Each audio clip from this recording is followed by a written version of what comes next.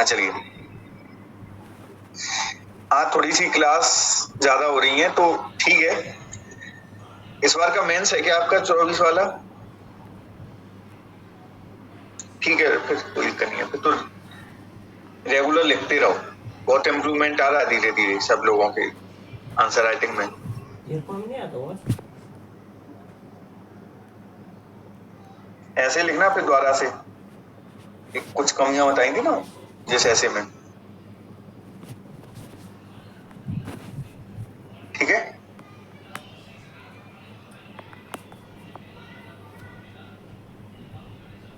हाँ बिल्कुल, बिना लिखे पता ही नहीं चलेगा क्या गलतियां हो रही हैं।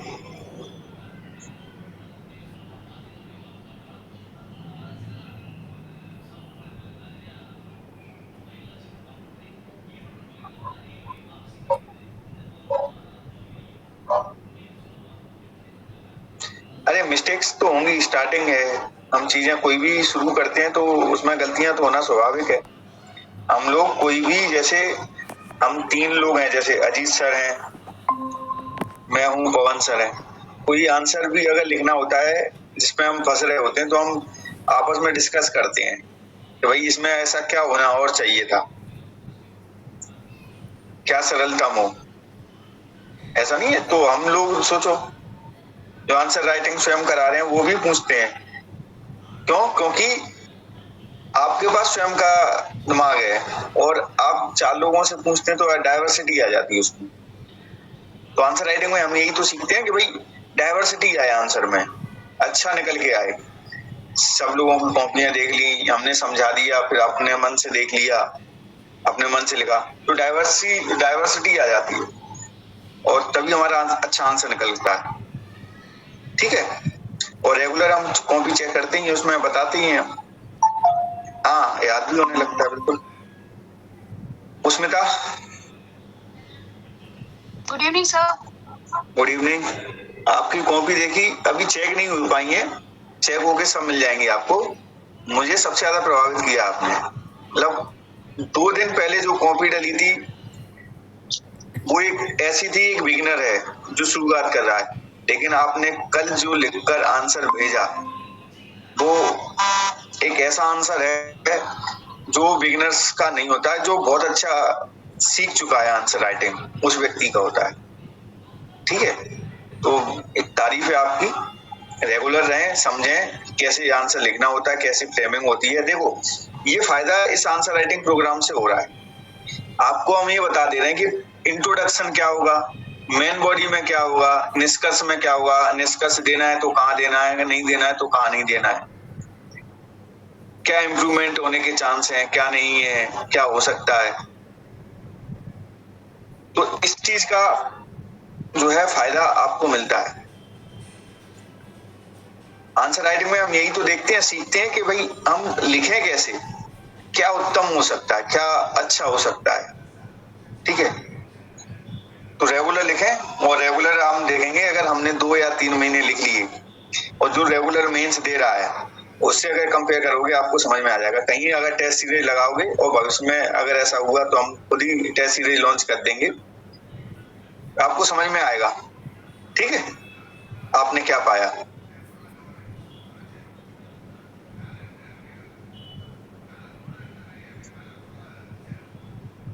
चलिए फिर ऐसा करते हैं, स्टार्ट करते हैं क्लास। चलिए पहला क्वेश्चन हमारा है, पाठ का के राज। पाठ करेगी हमारे जो हम इंडिपेंडेंट हुए, भारत आजाद हुआ, भारत आजाद होने के बाद में हम जो राज्यों को डिवाइड किया गया वो 4 क्षेत्रों में, 4 भागों में किया गया। चौथे भाग में केंद्र शासित प्रदेश थे और 3 भागों में राज्यों को डिवाइड किया गया। और ऐसा था कि सी में भी जो है प्रिंसली स्टेट्स रखी गई थी, मतलब जो पहले रियासतें होती थी। ठीक है। और मेन जो प्रांत थे ब्रिटिश काल में प्रांत थे मेन जो, वो रखे गए थे पाटका में। ठीक है। तो हम देखते हैं कि मध्य प्रदेश भारत के जो है 9 राज्यों को पाटका में रखा गया, तो हम सीधे 9 लिख देंगे। लेकिन यहाँ पे कहीं नहीं लिखा है भारत या मध्य प्रदेश, कहीं लिखा हुआ है? ऐसा क्वेश्चन जो इंडिकेट ही नहीं कर रहा कि कौन सा, किसके बारे में। तो हम भारत और मध्य प्रदेश दोनों को लेके चलेंगे। मेन उद्देश्य उसका भारत ही है, मेन उसका यही है। लेकिन इस यूनिट में मध्य प्रदेश भी दिया हुआ है, मध्य प्रदेश का निर्माण दिया हुआ है, तो हम मध्य प्रदेश को भी नहीं छोड़ सकते। अगर सिलेबस में मध्य प्रदेश के निर्माण नहीं होता, केवल भारत का निर्माण होता, तो हम केवल भारत का लिखकर छोड़ सकते थे। उसमें मध्य प्रदेश भी दिया हुआ है सिलेबस में, तो हम मध्य प्रदेश का भी लिखेंगे। भाई क्या था, सीपी और बरार, सेंट्रल प्रोविंस और बरार भी उसमें शामिल था। समझ में आया कि क्वेश्चन अगर किस तरीके से पूछा जा रहा है, सिलेबस को याद करके फिर हम उसको टैकल करना। क्लियर है? क्वेश्चन कैसे फंसा सकता है? अगर हम सीधा ये लिख के छोड़ देते और उसका इंटेंशन ये था कि ये वाला भाग हो, तो हमें 0 देता वो, और उसका इंटेंशन ये वाला है, और हमने ये वाला पार्ट जो है मध्य प्रदेश वाला लिख के छोड़ दिया, तब भी वो 0 देता। हमने क्या किया कि भाई हमारा ना तो ये, हम ऐसा करते हैं कि दोनों ही दे देते हैं, तो हमारे जो है नंबर हमेशा बने रहे। तो हमारे नंबर कितने हो जाएंगे, 2 में से 2 गुड वाली कैटेगरी में पहुंच जाएंगे। हमने रिस्क ही नहीं ली, हमने दोनों दे दिए। क्लियर है? अब जेबीपी समिति, कोई भी समिति वगैरह आती है, हमने देख लिया ना कि इनको क्या रखते हैं कि जिससे किस लिए वो आई गई थी, उसका परिचय वही होगा। तो राज्यों के पुनर्गठन के लिए आई गई थी भाई, धर आयोग आया था। धर आयोग की जो सिफारिशें आई थी उस पर रिव्यू करने के लिए था ये गठन। दिसंबर 1948 में सदस्य इसके 3 थे, उन्हीं के नाम पर जेबीपी समिति बनी, और सिफारिश क्या की गई, राज्यों का पुनर्गठन प्रशासनिक आधार पर ही होगा, जैसा कि धर आयोग ने कहा था, भाषाई आधार पर नहीं होगा। भाषाई आधार की कौन कहता है, कौन कहता है भाई भाषाई आधार पर गठन हो सकता है? बताएं, कौन बताएगा? भाषाई आधार को किसने कहा कि इस आधार पर भी राज्यों का गठन हो सकता है? हाँ उत्तम बताएं। सर फजल जब आया था उसने बताया था। बिल्कुल, लेकिन यहाँ पे और एक बात बता दूं, उसने भी कहा कि प्रशासनिक आधार को भी मान्यता देनी पड़ेगी, केवल भाषाई आधार पर नहीं होगा। भाषाई नहीं हो सकता है, उसको प्रेफरेंस दिया जाएगा, पर इतना ज्यादा नहीं जाएगा कि पूरा डिवाइड कर दिया जाए देश को। बिल्कुल बिल्कुल, इसीलिए भाषाई आधार पर होता है। बम्बई जो राज्य था 1960 में जाकर अलग होता है, तो बम्बई राज्य जो है गुजरात और महाराष्ट्र वाले क्षेत्र से मिलकर बना था। अगर केवल भाषाई को होता तो वो गुजराती था, ये मराठी क्षेत्र था। उन्होंने कहा नहीं, हम क्या करेंगे कि हम दोनों को मान्यता देंगे, भाषा को भी देंगे और प्रशासन को भी देंगे। मध्य प्रदेश भी अलग हो सकता था, क्योंकि वहां पे छत्तीसगढ़ी बोली जाती थी, जो वो अलग ही भाषा है पूरी। जो छत्तीसगढ़ में बोली जाती है वो पूरी जनजाति भाषा है। मध्य प्रदेश में अलग अलग है, डाइवर्सिटी है यहाँ पर, ठीक है। तो हमने केवल भाषा को आधार नहीं रखा, भाषा और प्रशासन, फजल अली ने दोनों का। इससे पहले दोनों क्या कह के गए थे, धर आयोग और जेबीपी समिति, कि भाई जो है आधार एक ही होगा, वो है प्रशासनिक आधार। यहाँ डिफरेंस इसलिए बताया है क्योंकि हम ना एक आध चीज छोड़ देते हैं। जैसे फजल अली आयोग होगा, उसकी सिफारिशों में अगर हम लिखेंगे, तो अगर हमने लिख दिया कि राज्यों का आधार भाषाई आधार पर, तो हमारा गलत हो जाएगा। समझ में आया क्यों समझा रहा हूं मैं? अगर फजल अली आयोग होता तो उसने कहा कि मान्यता भाषा को भी दी जाएगी और प्रशासन को भी दी जाएगी। क्लियर है कि जब दोनों बात कही गई है तो दोनों लिखेंगे। क्लियर है यहाँ पे? जी सर। नहीं, हम गांधी जी वगैरह की बात नहीं कर रहे, हम इसके लिए कमीशंस बने थे, ठीक है, समितियां बनी थी, उनकी बात कर रहे हैं, ठीक है। अब पंचशील समझौता क्या है? तो भारत और चीन के मध्य 5 सिद्धांतों का समझौता। सीधे 5 सिद्धांत ना लिखे, 5 सिद्धांतों का एक समझौता हुआ। वहां के प्रधानमंत्री थे चाउएन लाई। अगर हमारे पास स्पेस होता या 5 नंबर में होता तो अवश्य लिखते किस किस के मध्य हुआ, कौन हमारा राजनेता प्रमुख था।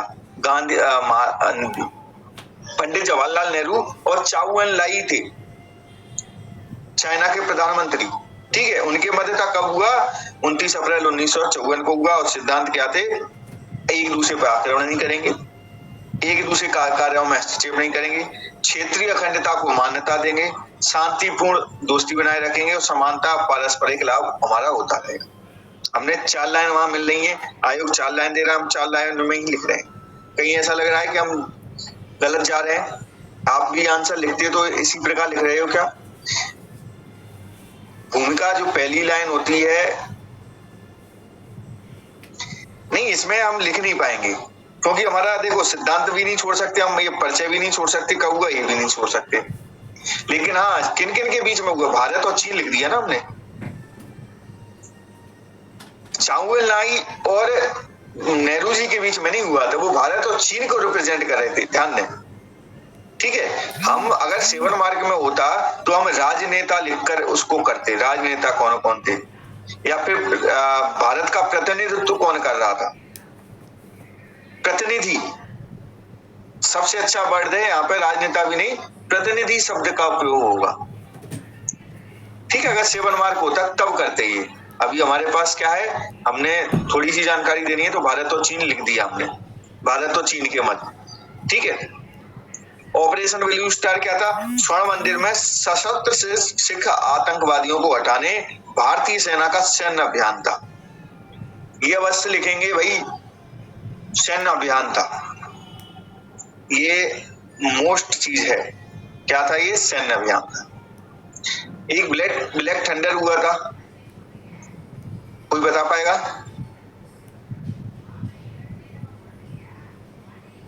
बिल्कुल इंदिरा गांधी का टाइम पीरियड था। एक ब्लैक थंडर हुआ था तुरंत इसके बाद 1988 में राजीव गांधी की सरकार, तो वो एक सैन्य अभियान था या नहीं था? अगर वो आता तो हम सैन्य अभियान लिखते क्या?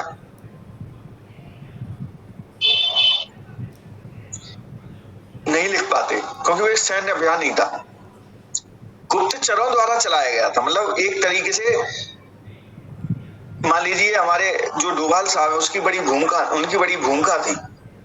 ठीक है, तो सैन्य अभियान नहीं था वो। सैन्य अभियान में मतलब ये जो है ऑपरेशन ब्लू स्टार में सेना आई, आर्मी आई, आर्मी ने धड़ाधड़ गोलियां चलाई। ठीक है, कारगिल संघर्ष भारतीय और पाकिस्तानी सेना के मध्य सशस्त्र विद्रोह था, या संघर्ष, विद्रोह नहीं कहेंगे, यहाँ संघर्ष कहेंगे। ठीक है, कब हुआ? 99 में हुआ। अन्य नाम ऑपरेशन विजय है और परिणाम क्या निकला? भारत जीत। ठीक है, क्लियर है? चले, अब यूएनओ के अनुसार आपदा की परिभाषा, कुछ परिभाषाएं आप ना किसी संस्था की रट लीजिए। संस्थाएं जो परिभाषा देते हैं, कोई भी परिभाषा हो, जैसे गरीबी है किसी ने कहा, तो संस्थाओं की अगर आप किसी भी संस्था की अगर परिभाषा दी हुई है तो आप वो रट लीजिए, बहुत बड़ा चांस होता है कि वो आ जाए, सबसे ज्यादा चांस है। यदि अगर नहीं आया है और हमने उत्तर में लिख दिया यूएनओ के अनुसार, जैसे पूछ लेते कि आपदा को परिभाषित कीजिए, आपदा आ जाता केवल, हमें परिभाषा तो लिखनी पड़ेगी आपदा की, आपदा क्या होता है, आपदा क्या हुआ। ठीक है, तो हम क्या करेंगे, किसी भी संस्था को अगर रेफरेंस में लेकर हम लिखेंगे कि भाई यूएनओ के अनुसार है, तो हमारे जो है 2 में से 2 नंबर पूरे पक्के हो जाते हैं।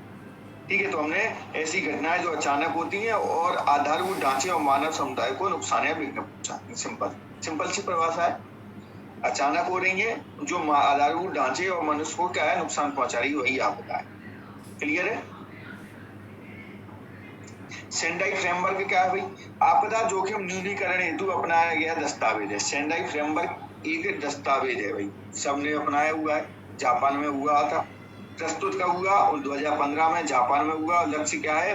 2030 तक हमें आपदाओं को कम करना, 2015 से 30 तक, क्योंकि 15 से शुरू होता है तो 15 से 30 तक।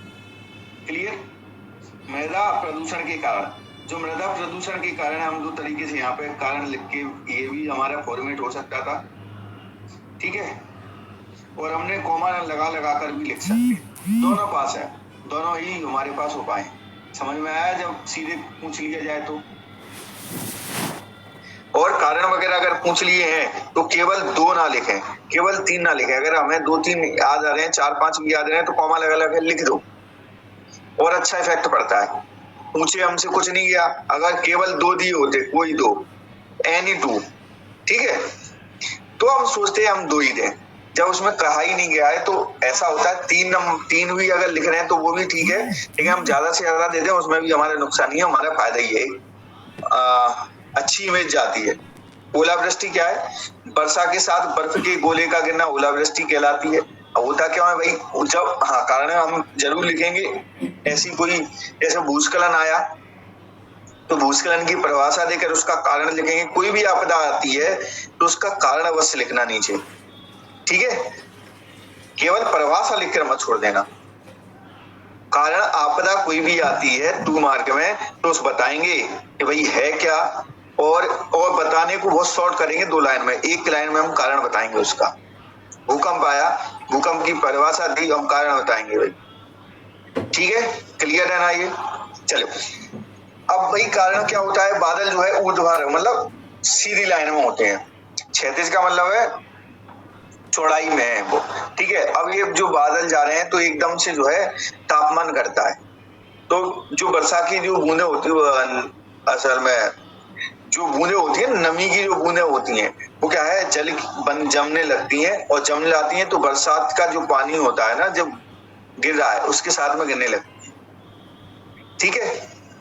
कब बनता है ये भी हम देख लें कि ओस की जो बूंदे हैं वो कब बनती हैं। बादल ऐसे होगा फ्लैट तब नहीं, जब बादल ऐसी लंबाई में होगा, क्योंकि ऊपर बढ़ेगा और तापमान जो उसका कम होता जाएगा, जम जाएंगी, संघनन हो जाएगा उसका। गंगा एक्शन प्लान क्या है, कब स्टार्ट हुआ, हमने यहाँ से शुरू किया इसको। उद्देश्य क्या था, घरेलू सीवेज के उपचार तथा औद्योगिक अपशिष्टों को नदी में प्रवेश से रोकना, ठीक है। हम यहाँ से भी शुरू कर सकते थे, गंगा एवं गंगा की सहायक नदियों में सफाई कर हेतु, या फिर हम कह सकते हैं प्रदूषण से बचाने हेतु। गंगा एवं उसकी सहायक नदियों को प्रदूषण से बचाने हेतु शुरुआत या शुरू, प्रारंभ बस उद्देश्य बता सकते। यहाँ से भी ये बेस्ट तरीका हो सकता था लिखने का, ठीक है। समझ में आया? आगे बढ़े। 2 मार्क का सबके सही आ रहे हैं क्या, समझ में आ रहे हैं ना? अब इसमें वायु प्रदूषण क्या है, रोकने के लिए किए गए प्रयास, और प्रयास जब भी आए वहां ना लिखा हो सरकारी, तब भी हम क्या लिखेंगे, सरकारी प्रयास, मतलब सरकार के द्वारा किए गए प्रयास। क्लियर है? जब केवल प्रयास लिखा हो आंसर में तो हम क्या लिखेंगे, सरकारी प्रयासों को लिखेंगे। वायु प्रदूषण क्या है, विश्व स्वास्थ्य संगठन की, फिर से हमने देखो साधारण परिभाषा भी दे सकते थे, लेकिन हम किसी संगठन की परिभाषा अगर दे रहे हैं तो हमारे क्या एज मिल जाता है। क्यों? क्योंकि हमने ऑथेंटिक परिभाषा दे दी है जो हमारी बनाई हुई नहीं है। तो विश्व स्वास्थ्य संगठन की परिभाषा दी और रोकने के प्रयास बता दिए भाई, ऊर्जा दक्षता ले आए, उत्सर्जन मानक ले आए, सूचकांक आता है वायु सूचकांक। विधेयक में हम देख सकते हैं कि वायु प्रदूषण नियंत्रण अधिनियम 1981 आ गया, नीतिगत फसल अवशेषों को प्रबंधन हेतु पराली के लिए, ठीक है, जैव ईंधन नीति आ गई, ठीक है, ये आ गया। और नवीनीकृत ऊर्जा को बढ़ावा, ये नवीनीकृत ऊर्जा से भी हम क्या रोक सकते हैं, जैसे जीवाश्म ईंधन से अगर हम ऊर्जा प्राप्त कर रहे हैं जैसे कोयले वगैरह से, तो वायु प्रदूषण होना स्वाभाविक है। लेकिन जैसे इलेक्ट्रिक व्हीकल आ रहे हैं तो हमारे क्या हो गया, हमारे पास क्या हो गया, प्रदूषण नहीं हो रहा है, वायु प्रदूषण रुक रहा है, ठीक है। अब जल प्रदूषक तत्व और उनसे प्रभावित क्षेत्रों की जानकारी दीजिए। तो हम जल प्रदूषक तत्व लिखे और प्रभावित क्षेत्र लिखे, हमने बीमारी भी लिख दी एक अलग से, पूछा नहीं गया लेकिन हम लिख दी। और ये जल प्रदूषक तत्व है, ये जो है भौम जल में पाए जाते हैं। कैसे? भौम जल में। तो हम यहाँ ऊपर लाइन एक ये भी लिख सकते थे कि यह जल प्रदूषक तत्व, अधिकांश जल प्रदूषक तत्व भौम जल के माध्यम से क्या फैलाते हैं, प्रदूषण फैलाते हैं। अरे हाँ पुष्मिता पूछिए। सर ये जो क्वेश्चन था जल प्रदूषक तत्व और उनसे प्रभावित क्षेत्र, इस क्वेश्चन को ना मैंने ऐसे समझा कि वो कौन से तत्व हैं जो कि जल प्रदूषक कहलाते हैं, और प्रभावित क्षेत्र मतलब जैसे कि एरिया कौन से है, जैसे मानव स्वास्थ्य और जल की मतलब पारिस्थितिक तंत्र में, जलीय पारिस्थितिक तंत्र में को प्रभावित करते हैं। सर मेरा आंसर तो बिल्कुल डिफरेंट हो गया आपके आंसर से, मैंने तो बिल्कुल गलत लिख दिया। वो थोड़ा सा हो जाता है। देखो आयोग को समझना, हम इसलिए देखो 2-3 तरीके हैं स्टडी को। तो अगर वो पूछता तो स्वास्थ्य पर लिखता हुआ, हेल्थ पर वो शब्द यूज करता आयोग हमेशा। अगर वो स्वास्थ्य के परिप्रेक्ष्य में पूछना चाह रहा है ना तो वो पूछता, लेकिन ये जो क्षेत्र है वो एक बार क्वेश्चन आ चुका है, आयोग पूछ चुका है। कैडमियम का पूछा था, यानी आर्सेनिक का पूछा था उसने कि आर्सेनिक क्या आर्सेनिक किस प्रकार से जल प्रदूषण फैलाता है, उससे प्रभावित क्षेत्र की व्याख्या कीजिए। और 5 मार्क चलता था, अभी 21 में आया था शायद, 21 में। सर हाँ। लेकिन ये जो क्वेश्चन है, अगर इसे मैं अपने जनरल पॉइंट ऑफ व्यू से देखूं तो सही है, लेकिन आयोग अगर आपका आंसर सजेस्ट करता है तो गलत है। मेरा आंसर गलत है क्या? बिल्कुल नहीं, देखो हमें क्या है, किस टाइप के क्वेश्चन किस टाइप से आयोग पूछना चाह रहा है, इस तरीके से लिखना होता है हमें। जैसे मैं अभी बताऊंगा, एक जो आप क्वेश्चन बता रहे हो सेम टू सेम मैंने वो भी लिखा, और ये बताने के लिए लिखा कि ऐसा क्वेश्चन जो है हम लिख तो देते हैं लेकिन वो सामान्य हो जाता है, आयोग पूछना कुछ चाह रहा है और हम बता के कुछ आ जाते हैं। जो आप बता रहे हो ना वो इंडिकेट करता है उसको, स्वास्थ्य पूछता है, वो हमेशा स्वास्थ्य देकर आता है, स्वास्थ्य लिखता है वो, हेल्थ, ठीक है। जब हेल्थ दिया होता है वहां इंडिकेट कर देता है वो, इसलिए हम प्रभावित क्षेत्र मतलब कौन कौन से क्षेत्रों से प्रभावित है, हम यहाँ इंटो ये दे सकते हैं, ये जल प्रदूषक तत्व जो है भौम जल में पाए जाते हैं, ठीक है। इंटो हो गया हमारा। पारा से कौन कौन से गुजरात है, आंध्र प्रदेश है, हरियाणा है। आर्सेनिक से पश्चिम बंगाल, झारखंड, बिहार, उत्तर प्रदेश, असम, मणिपुर, छत्तीसगढ़ है। क्लोरीन से 28 राज्य ग्रसित है, इसका मतलब पूरा भारत ही ग्रसित है। असल में 28 नहीं, 26 राज्य हैं और 2 केंद्र शासित प्रदेश हैं, तो लगभग भारत ही है पूरा। हम सब राज्यों का तो नाम नहीं लिख सकते। और कैडमियम से पश्चिमी उत्तर प्रदेश, तो हमने प्रभावित क्षेत्र लिख दिया और एक अतिरिक्त पॉइंट दे दिया रोग का। थोड़ा सा प्रैक्टिस से आएगा, यही तो हम चीजें, आंसर राइटिंग किस लिए जरूरी है, किस आंसर में कैसा लिखें, आयोग ने कैसा पूछा है और कैसा वो मान्यता देता है, यही तो सीख रहे हैं। समझ में आया ना पुष्मिता कि हमारा जो आंसर राइटिंग का प्रोग्राम है उसका उद्देश्य ही क्या है कि हम सही तक पहुंचे। नहीं कोई अरे डिसीज नहीं लिखोगे तो भी कोई फर्क नहीं पड़ रहा है, इसका एक भी नंबर एक्स्ट्रा नहीं मिल रहा है, बस एक इम्पैक्ट अच्छा देने के लिए हमने लिख दिया है। जो नंबर मिलेगा वो इसी का मिलेगा, मेन बॉडी यही है। प्रदूषक तत्व पता होना चाहिए, कौन कौन से जल प्रदूषक तत्व होते हैं, मुख्य तौर पर ये 4 होते हैं। सरकारी डेटा के अनुसार ये मुख्य तौर पर 4 जल प्रदूषक हैं, क्लियर है। और इनसे प्रभावित क्षेत्र भी जो हमने बताया वो सरकारी डेटा के अनुसार बताया, सरकारी रिपोर्टों में जिक्र है इसका। ये जो हम बता रहे हैं वो एक इम्पैक्ट के लिए डाल रहे हैं कि भाई ऐसा है कि हमें ये भी पता है। आगे आप हम कोई कमतर उत्तर छोड़ेंगे तो उसमें हमें क्या है, आप यहाँ पे 4 दे दोगे और वहां पे कमतर छोड़ा तो 3.5 देने की सोचोगे तब भी 4 दे के निकल जाओगे, ठीक है। कोई प्रभाव नहीं है, बस आगे इम्पैक्ट के लिए है, यहाँ पे इस उत्तर पे कोई प्रभाव नहीं पड़ेगा, पूछा गया वो हमने बता दिया, क्लियर है, सभी को क्लियर है? जी सर। ठीक है। स्वर्ण मंदिर ऑपरेशन ब्लू स्टार के बारे में बताइए। हाँ उत्तम। जी सर समझ आ रहा है। हाँ हिंदी में लिखा रहता है लेकिन हम बात करते तो समझ में तो आ ही जाता है ना किस आंसर में क्या क्या पॉइंट दे सकते हैं। समझ आ रहा है। हाँ आइडिया हो जाता है कि कैसे हम आंसर की फॉर्मेटिंग कर सकते हैं। ऑपरेशन ब्लू स्टार के बारे में बताइए। तो ऑपरेशन ब्लू स्टार की बता दिया, स्वर्ण मंदिर परिसर में सिख आतंकवादियों को हटाने सेना का ऑपरेशन था। हाँ बिल्कुल है, तो भारतीय इंग्लिश हमारी इतनी भी अच्छी नहीं है, बस लिख लेते हैं क्योंकि हमारी एजुकेशन इस तरीके से हो गई है। आ गया हमारा क्या, हम लोकल इंग्लिश मीडियम से पढ़े हुए स्टूडेंट्स हैं। हाँ लेकिन एक बात और बताऊं, एक सेशन हम लेंगे निज भाषा पर। मुझे लगता है निज भाषा का तीन जगह वो आपको प्रभावित करेगा। निज भाषा निबंध में, ठीक है, निबंध दोनों तरीके से हो सकते हैं, बड़े में भी और छोटे में भी। एक हमारा जो है हिंदी के पेपर होता है तो उसमें गद्यांश आता है और पल्लवन आता है, ठीक है, दोनों में कहीं से भी निज भाषा पूछा जा सकता है। मुझे एक शायद पूछा भी गया एक बार। और एक है आपका इंटरव्यू। 3 जगह मेजर, अगर निबंध में आया बहुत ही ज्यादा इम्पैक्टफुल है, पल्लवन में आया तब भी, गद्यांश में आया तब भी और इंटरव्यू में आया तब भी। निज भाषा एक ऐसा टॉपिक है जिसको हमें बहुत अच्छे से सेशन रखना पड़ेगा, हमें अपने पॉइंट देने पड़ेंगे। तो मैं कहता हूं कि इस संडे को हम निज भाषा पर, संडे नहीं किसी एक दिन मैं बता दूंगा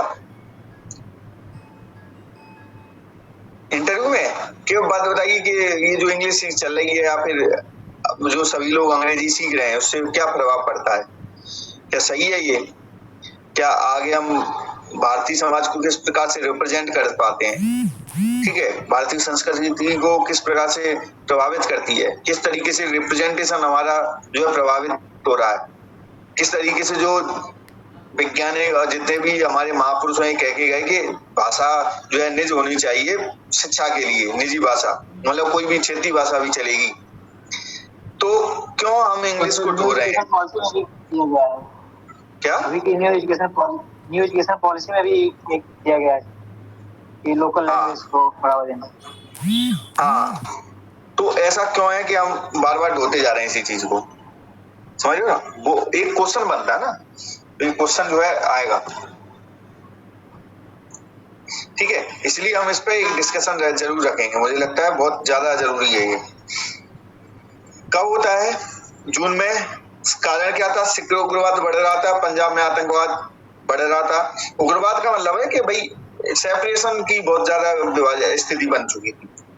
अपना उग्रवाद ठीक है, आतंकवाद है और विभाजन जैसी स्थिति बन गई थी, खालिस्तान की मांग बढ़ने लग गई, भाई हमें अलग से राज्य दो। कारण समझ लिया। परिणाम क्या हुए? भिंडावाले की मृत्यु हो गई, अकाल तख्त पर भारतीय सेना का नियंत्रण हो गया और सिखों में आक्रोश होता गया। एक बात और बता दूं, जब ये भिंडावाले मरा, लेकिन भिंडावाले के साथ कोई सिंपैथी नहीं थी पंजाब के लोगों की, लेकिन जैसे ही अकाल तख्त की खबर आती है कि उसमें गोलियां लग चुकी हैं, वो क्षतिग्रस्त हो चुका है, तो केवल पंजाब नहीं पूरे विश्व में जितने भी पंजाब सिख धर्म से रिलेटेड लोग थे वो एकत्रित होने लगे और उसी का परिणाम था कि हमारी जो इंदिरा गांधी है वो मारी गई। अगर अकाल तख्त प्रभावित ना होता, क्षतिग्रस्त ना होता, तो इंदिरा गांधी पे शायद ही गोली चलती, क्योंकि आम लोग उससे प्रभावित हुए। उनकी धार्मिक आस्था इतनी जुड़ी हुई है, सिखों में धार्मिक आस्था बहुत ज्यादा कट्टर होती है। हम कहते हैं ना मुस्लिम कट्टर है, मुस्लिम कट्टर नहीं है। कट्टरता अगर धर्म के लिए है तो सिखों में सबसे ज्यादा है। क्यों? क्योंकि सिखों को क्या है, हाईलाइट नहीं किया हुआ। अभी क्या है, मुस्लिमों के साथ ऐसा है, पॉलिटिकली उनको हाईलाइट किया जा रहा है। और 1984 में सिखों को हाईलाइट किया गया था तो सिख बुरे हो गए थे। सिखों के लिए बिल्कुल देखते ना, सिख काटे गए थे लगभग तरीके से। तो जितने भी ये सब चीजें चल रही होती है वो पॉलिटिकल इन्फ्लुएंस होती हैं सारी की सारी, ठीक है। अभी हिंदू धर्म को जो है इतना गंदा बताया जाता है, जबकि मैं कहता हूँ कि इससे अच्छा कोई धर्म ही नहीं है, जबकि मैं किसी ईश्वर को नहीं मानता, किसी भी धर्म। लेकिन जो धर्म हमें बहुत कुछ सिखा के जाए वो, लेकिन अब हमने क्या प्रमोट कर दिया हिंदू धर्म की कि भाई जो है जितनी भी कुरीतियां हैं वही हिंदू धर्म है। तो हमने क्या है, फ्रंट में कुरीतियों को ले आए। कुछ कट्टरपंथी थे जिन्होंने कुरीतियां दिखाई और 100 लोग प्रभावित हो गए। जैसे कहते ना कि एक भारतीय गया अमेरिका में और कुछ ऐसी हरकत कर दी तो पूरे अमेरिका क्या कहेगा कि भाई यार वो ऐसा देश है। वही सेम हिंदू धर्म के साथ हो गया कि भाई कुछ लोगों ने, चंद लोगों ने क्या कर दिया, कुछ ऐसी एक्टिविटीज कर दी। सेम मुस्लिम धर्म के साथ हो गया, कुछ लोगों ने ऐसी एक्टिविटीज कर दी, सारे बदनाम हो गए, ठीक है। हिंदू धर्म के तो ऐसा है कि मुस्लिम धर्म को तो मुस्लिम धर्म के अलावा लोग गाली देते हैं, लेकिन हिंदू धर्म की ऐसी स्थिति हो चुकी है कि हिंदू धर्म के लोग स्वयं ही गाली देते हैं। बहुत बड़ा वर्ग दलित वर्ग है वो हटता है, जबकि धर्म क्या था, जोड़ने वाला तत्व था, ठीक है। तो ये सब चीजें कैसे प्रभावित होती हैं? पॉलिटिकली होती हैं।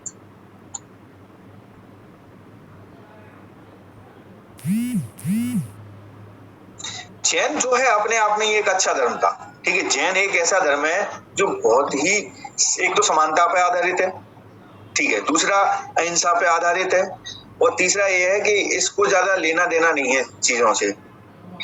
और जिस धर्म में पॉलिटिकल तत्व घुस जाते हैं, जैसे कोई भी धर्म रहा हो, वो धर्म जो है बर्बाद हो जाता है।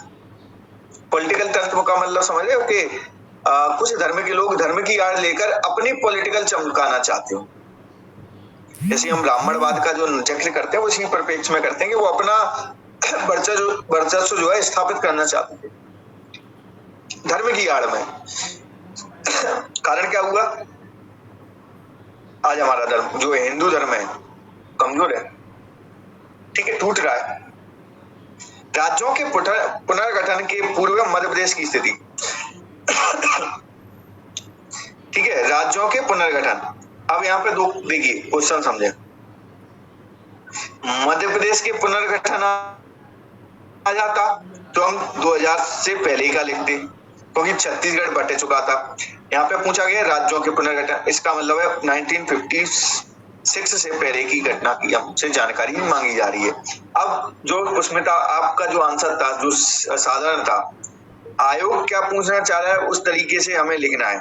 मैंने भी वही आंसर देखो आपको बताने के लिए, मुझे पता था ये सब चीजें बन हो सकती हैं। जो आयोग पूछना चाह रहा है वो यही पूछना चाह रहा है, केवल राजनीतिक स्थिति, पुनर्गठन के पूर्व मध्य प्रदेश की स्थिति की विवेचना कीजिए। आयोग यही पूछना चाह रहा है, इसको बताओ।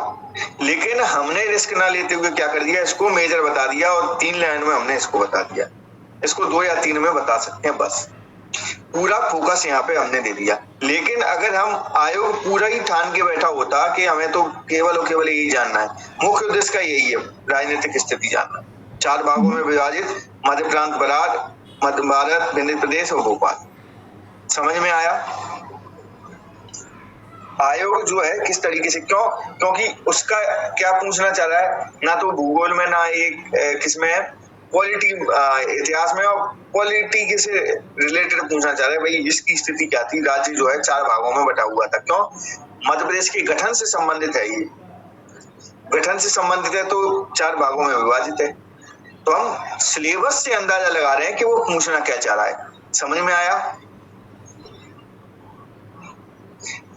कि हम सिलेबस से कैसे अंदाजा लगाएं और उत्तर को लिखें।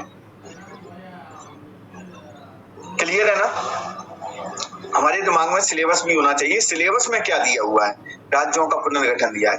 पुनर्गठन का मतलब वो 4 भागों में जो बटे हुए थे वो, हम इसको ना लिखते तब भी सही था, और पूरा डिटेल करके ये लिखते तो ज्यादा बहुत सही था। लेकिन मुझे ये बताना था कि इस तरीके से ये लिखना है और ये नहीं, इसलिए मैंने ये लिखे आया। क्लियर है? आगे बढ़े। मध्य प्रदेश से छत्तीसगढ़ निर्माण के प्रमुख कारणों की चर्चा करते हुए बताएं कि इसका मध्य प्रदेश पर क्या प्रभाव पड़ा। तो कारण हम सबको पता है। हमने इनको क्या दिया है, अलग कब हुआ और अलग होने के बाद में क्या मिला। मतलब 16 जिले जो है छत्तीसगढ़ में चले गए थे और 45 जिले जो है मध्य प्रदेश में आ गए थे। तो इंट्रो में क्या आएगा, मध्य प्रदेश से छत्तीसगढ़ निर्माण पूछा ना, अलग हो रहा है तो अलग होने के हम क्या बताएंगे, परिचय बताएंगे कब हुआ और क्या स्थिति रही। सिंपल दे दिया। हम प्रमुख कारणों की चर्चा कर ली। कारण क्या थे, भौगोलिक असमानता थी। कम से कम अगर हम नहीं आगे भी बढ़ सकते नहीं, उस समय की स्थिति बता रहे हैं हम 2000 में क्या स्थिति थी। आप या तो जिले लिखे ही ना, लिख रहे हैं तो फिर एज इट इज वही लिखें जो है एक्यूरेट, ठीक है, क्योंकि 2000 की स्थिति बता रहे हैं हम। तो 2000 में क्या स्थिति थी, सामाजिक आर्थिक असमानता, राजनीतिक प्रतिनिधित्व कैसे, ये जो गवर्नमेंट बननी थी ना मध्य प्रदेश में, पूरे के पूरी गवर्नमेंट कौन बनाते थे, मध्य प्रदेश के लोग बनाते थे। आप बता दीजिए, केवल एक ही थे जो एक दिन के लिए 7 दिन के लिए जो बने थे, राय सिंह थे, राजा राम नरेश ऐसे कुछ नाम का ना, वो रायगढ़ से थे, रायपुर से। वही इकलौते थे जो जनजाति भी थे और पहले थे, और कहाँ से थे, छत्तीसगढ़ वाले इलाके से थे। बाद वहां की जो राजनीति जो चल रही थी मध्य प्रदेश के क्षेत्र से चल रही थी, बिल्कुल राजा नरेश चंद 13 दिन। छत्तीसगढ़ वाला का भी तो कहता होगा, जैसे हम लोग हैं चंबल से हैं, बुंदेलखंड से है। हम हमेशा देख रहे हैं मालवा का ही व्यक्ति जो है प्रधानमंत्री मुख्यमंत्री बने जा रहा है बार बार, और उसका नतीजा क्या हुआ कि मालवा में ही पूरा विकास हो गया।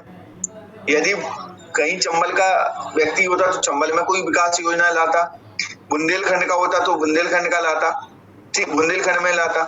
तो ये छत्तीसगढ़ को महसूस हो रहा था वही इतने साल हो गए हमारे यहाँ से कोई मुख्यमंत्री बन ही नहीं पा रहा, क्योंकि यहाँ की जनसंख्या ज्यादा थी, ठीक है। तो वहां पर क्या नहीं हो पा रहा था, विकास नहीं हो पा रहा है। सांस्कृतिक विविधता मध्य प्रदेश में मालवी वगैरह ये सब चीजें चलती है, वहाँ छत्तीसगढ़ जनजातीय इलाका है पूरा, तो जनजातीय संस्कृति थी जो टकराव पैदा करती थी। विकासात्मक असंतुलन, छत्तीसगढ़ को कम पैसा मिलता था और जो पूरा इन्वेस्ट हो जाता, मुख्यमंत्री यहाँ का है तो यहाँ पे ही पूरा पैसा खर्च कर दे रहा है, ठीक है। और प्रशासनिक समस्या, मांग मध्य प्रदेश ने नहीं की, छत्तीसगढ़ में बहुत लंबे समय से आंदोलन चले, झारखंड में चले, ठीक है, तब जाकर ये अलग हुए। समझ में आया? हाँ, बहुत लंबे समय से। एक महारानी मूवी देखी, वेब सीरीज किसने देखी है? महारानी। उसमें बार बार जैसे ही चुनाव होते हैं, पार्ट 3 में, सीजन 3 में, वही तो झारखंड के नेताओं को याद किया जाता है, सरकार बनानी है, और झारखंड के नेताओं की क्या डिमांड होती है कि साहब हमें अलग करके दो।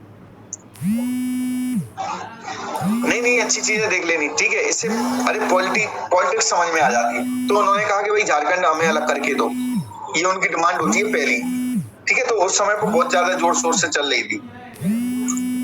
तेलंगाना की मांग वही 2014 में बना, लेकिन 1947 से मांग थी, उससे पहले की। आंध्र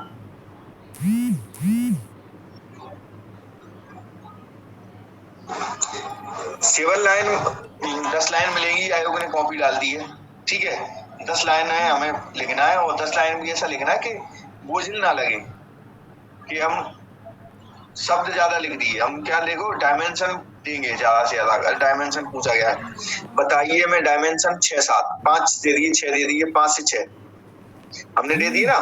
भूमिका दे दी, कब हुआ, कारण दे दिए, परिणाम क्या हुआ, दीर्घकालिक प्रभाव क्या पड़ा, 6 डायमेंशन दे दिए। तो इस तरीके से ज्यादा डायमेंशन अगर आप दे दोगे तो आपको आंसर कैसा लगेगा, बहुत अच्छा लगेगा आपका, और उत्तर से प्रभावित हो जाएगा वो व्यक्ति, और नंबर ज्यादा दे देगा, ठीक है।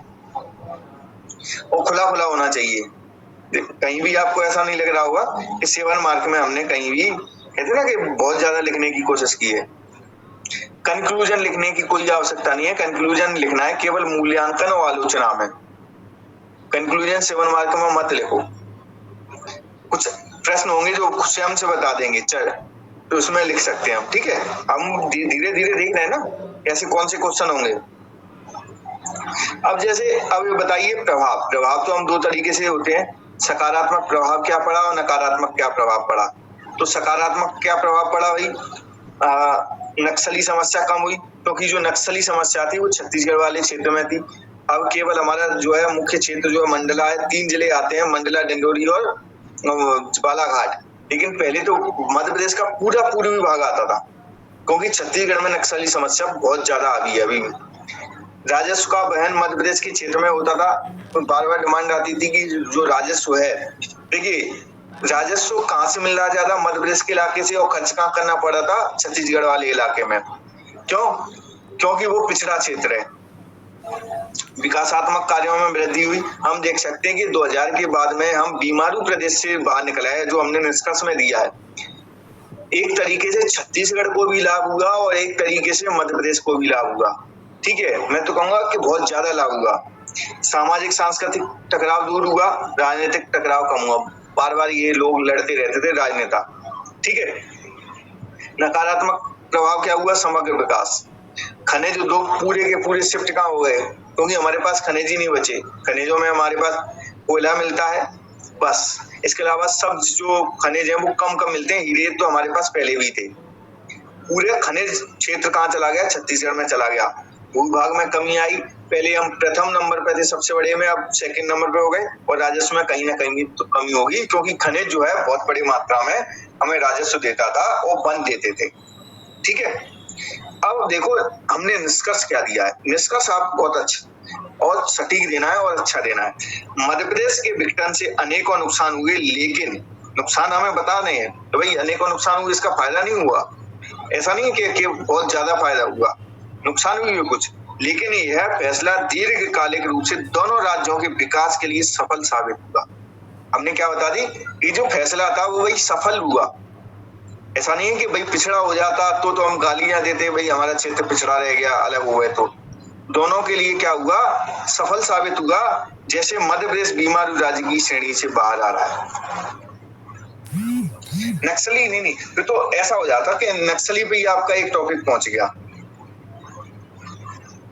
सकारात्मक प्रभाव में हमने बता दिया ना, नक्सली प्रभाव समस्या कम। निष्कर्ष हमें क्या आधार देंगे, होलिस्टिक देंगे। हमने इसको विकास से जोड़ दिया। विकास केवल और केवल आर्थिक विकास नहीं होता, सांस्कृतिक विकास है, आर्थिक विकास है, राजनीतिक विकास है, सारे विकास की बात कर रहे हैं। ठीक है,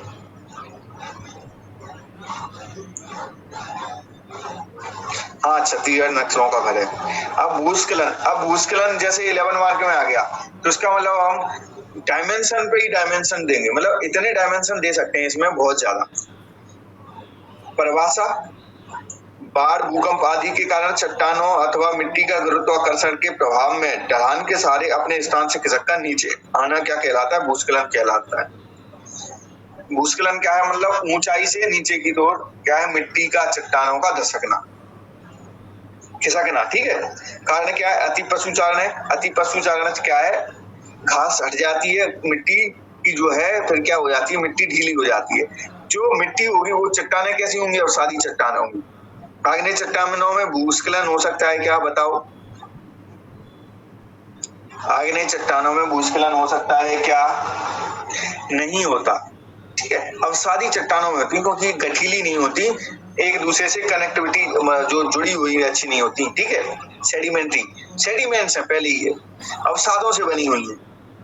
ठीक है, भारी वर्षा हो जाती है, भूकंप, बाढ़, निर्वनीकरण, खनन, नगरीकरण से हम देख पा रहे हैं ना, हिमाचल वगैरह में भूस्खलन क्यों आ रहा है, क्योंकि पहाड़ों को काट के क्या हमने मकान वगैरह बना दी, होटल वगैरह बना दी। भाई पहाड़ों पे बनाएंगे तो कैसे काम चलेगा? बिल्कुल, हिमालय जो है पूरे सेडिमेंट से बना हुआ है, इसलिए तो हम देख पाते हैं कि वहां भूस्खलन सबसे ज्यादा आते हैं। ठीक है, हम मालवा के पठार में भूस्खलन देखते हैं, क्योंकि चट्टानी क्षेत्र, आग्नेय चट्टान से बने हुए हैं। चट्टानें कैसी, अवसादी चट्टानें नहीं मिलती हैं।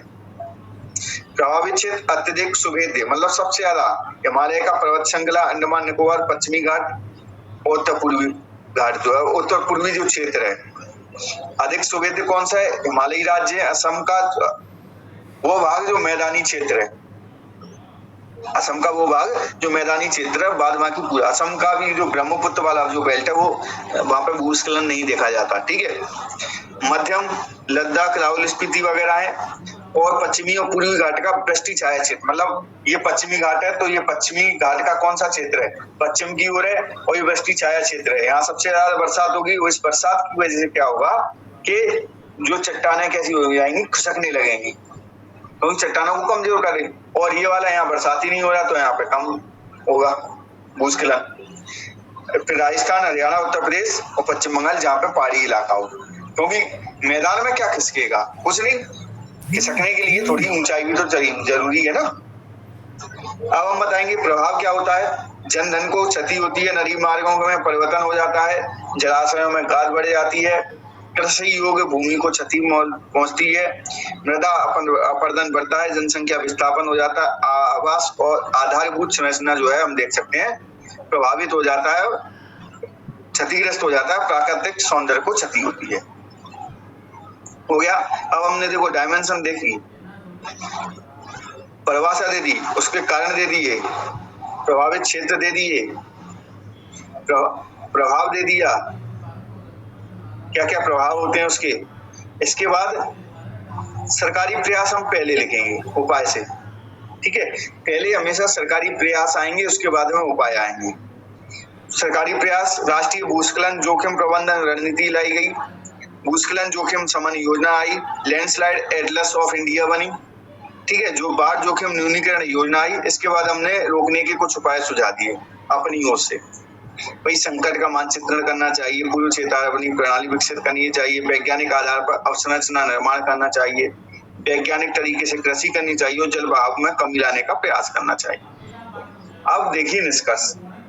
तो निष्कर्ष में हमने कहा भारत का लगभग 15% क्षेत्र भूस्खलन से प्रभावित है तथा इससे जीडीपी को 2% तक नुकसान हो सकता है। इसे रोकने के उपाय सरकार और जनता दोनों के लिए जरूरी है। हमने क्या बता दिया, एक भय सा दिखा दिया, क्यों जरूरी है साहब, निष्कर्ष में हमने दे दिया। 15% क्षेत्र प्रभावित है, 2% तक जीडीपी का नुकसान हो सकता है।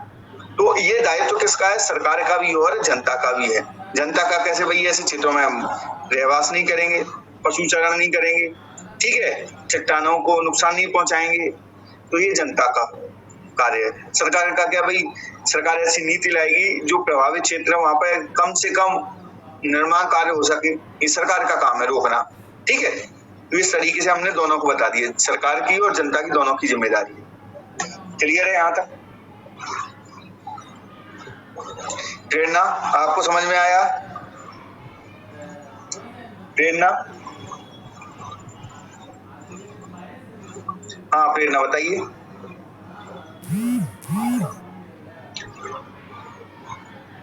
कोई क्वेश्चन प्रेरणा?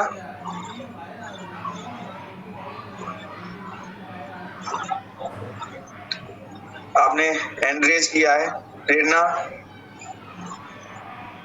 कुस्मिता, मेघा, काजल, कोई क्वेश्चन आपका?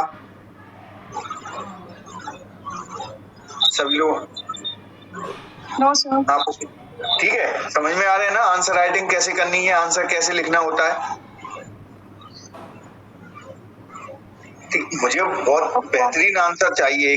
हाँ प्रेरणा बताएं। समझ में आ गया सर कैसे लिखना है। ठीक है, तो आप लोग ये बता दीजिए पुष्मिता, आप कितने समय से तैयारी कर रहे हैं? इस बार का एग्जाम नहीं दिया था, लास्ट ईयर दिया था, तो मार्जिन से रह गई थी। अच्छा, उसमें आप प्रेरणा आप कितने समय से कर रहे हैं? सर मेरा रिसेंटली ग्रेजुएशन कंप्लीट हुआ है और मैं मोस्टली 6 मंथ हो गए मेरे प्रिपरेशन करते हुए। तो आप लोग जो है लिखना, आप प्रेरणा लिखना शुरू करो। जब तक लिखेंगे नहीं समझ में नहीं आएगा। जैसे पुष्मिता ने जो कॉपी आप लोग में देखी है, कॉपी इससे पहले की देखी है तो किस तरीके से लिखा है, और क्लास लेने के बाद में उनकी आंसर राइटिंग ही चेंज हो गई। ये समझ में आ गया हमें लिखना क्या है। क्यों पुष्मिता, ये समझ में आया कि लिखना क्या है? काजल क्लियर है? सच बोल रहा हूं मैं ऐसा तो नहीं है? ठीक है, ये बहुत जरूरी है, हमें ये पता होना चाहिए लिखना क्या है, ठीक है, तभी हमारा उत्तर सही बनता है। तो फिर मिलते हैं कल। गुड नाइट सभी को। That's